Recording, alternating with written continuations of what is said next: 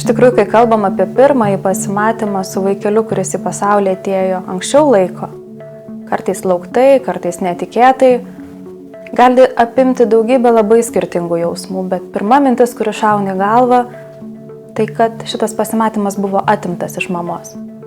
Paprastai, kai sulaukiam išnešioto naujagimio, pirmasis pasimatymas įvyksta iškart po gimimo. Mažylis uždedamas ant krūtinės, skiriama laiko mamai tiesiog pabūti su mažyliu, kuris ką tik išvydo pasaulį. Ir turbūt kiekviena iš mūsų tikimės būtent tokio pasimatymo. O sulaukus mažylio prieš laiką, kartais išgirstam jį verkiantį gimdymo palatoje, kartais neišgirstame ne to. Viską užpildo tyla. Gydytojų šurmulys, chaosas, bėgiojimas. Ir tas pasimatymas, kurio mes taip laukiam, kartais 20, kartais 30, o kartais ir beveik visų 40 savaičių, iš mūsų atimtas. Įsitvyro tyla. Laukiam.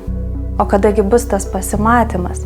Atidėtas, jautrus, brangus, svarbus, viską apima nežinomybė.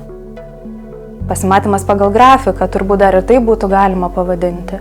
Kai mama sustiprėjo, kai naujagimio būklė yra stabili, gauname leidimą keliauti į intensyvios terapijos skyrių, kur pagaliau pamatysi mažylį, kurio taip ilgai laukiam. O vaizdas ten neįprastas. Laideliai, pipsėjimas, stiklai, inkubatorius, gydytojai, chalatai, viskas ne taip, kaip mes tikėjomės. Ir bejėgystė, su kuria mes turbūt susiduriam savo viduje. Tai ar galima tokiam pasimatymui pasiruošti? Ar galima kažkaip save jam nuteikti? Turbūt klausia kiekviena mama.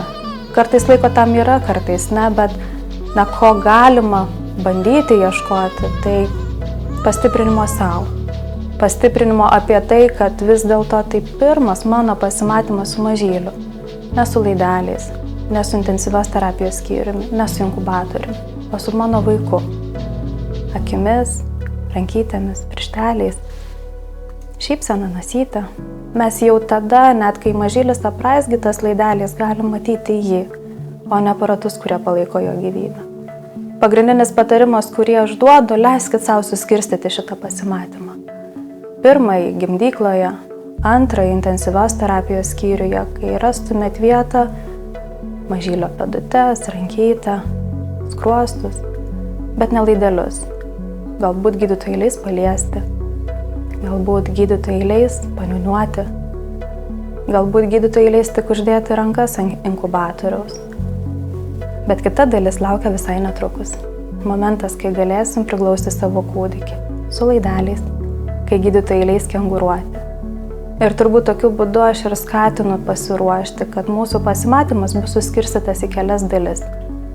Gimdykla, pirmas vizitas intensyvios terapijos skyriui, pirmas kenguravimas, pirmas savarankiškas mažylio paėmimas ant rankų. Leiskim savo tikėti, kad atėmęs galimybę susitikti gimdykloje, likimas padovanojo 4, kurios bus brangesnės už bet ką kitą. Ir leiskim ten matyti savo vaiko, ne mediciną. Leiskim matyti jo stiprybę, jo jėgą, jo ryžtą. Leiskim savo niūniuoti tai, ką niūniuodavom, kai laukiamės. Kalbėti mažyliui, nes tada įvyksta magija. Galima pastebėti, kaip rimsta mažylio širdies ritmas, kaip rimsta jo kvėpavimas. Juk visą laiką, kol jis buvo mūsų įsčiose, jis visą tai girdėjo ir jautė. Eikim į pasimatymą nepaimti, o duoti. Eikim į pasimatymą pastiprinti, o nesutikti bejėgystės. Eikim į pasimatymą su tikėjimu. Kaip viena iš mano moterų yra pasakiusi, o kas kitas labiau negu aš tikės mano vaiku? Galbūt tokia mintis ir leistų pasiruošti.